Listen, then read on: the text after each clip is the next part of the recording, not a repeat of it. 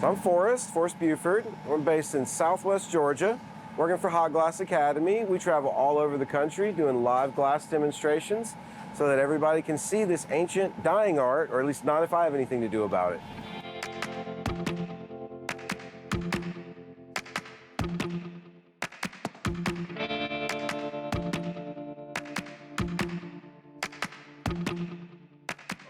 We're going to be making a wonderful, wonderful project this morning that will be an ear of corn. Our furnace is at 2,000 degrees right now, and that is thanks to turning it on about 3.5 hours beforehand.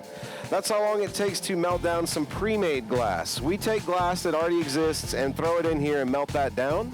So I've got all of these little dishes of color right here, but as you can see, I've got my yellow and my green out for doing the ear of corn.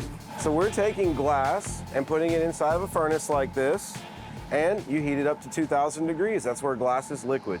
And we can take that liquid, it behaves like honey at first when it comes out, and we can sculpt, squish, and shape that into almost anything. If I can come up with a way to pinch, poke, or pull it, it'll turn into what I'm thinking about, hopefully.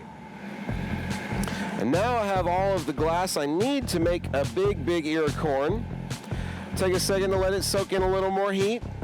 And then we'll turn around and we're going to add the colors to it.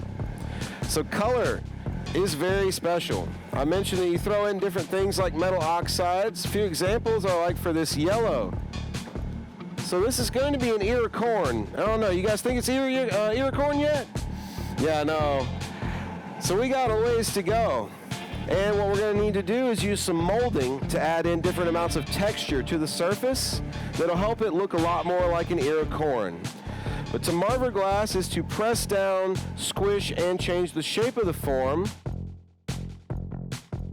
It is this magic material. It's playing with fire, you know, that little boy kind of thing, but also the fact that this amorphous lump can turn into almost anything that I want, whether I'm aiming for some kind of extreme perfection or for literally an equally amorphous lump.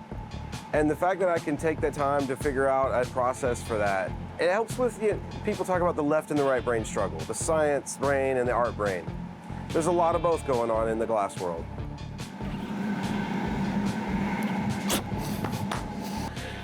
Yes.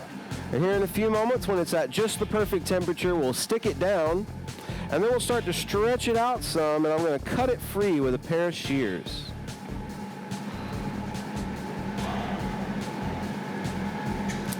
There we go. So now we got the leaf number 1 established. I'll make it even a little bit flatter, and then we can come in there and pull it out into place.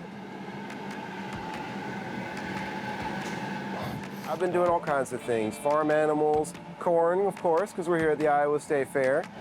So now we've got our corn where it'll sit on the table. So we got to run it off to our oven now, and where it's going to cool very carefully tonight. So that'll be in there for about 12 hours, but that's how you do some corn, guys.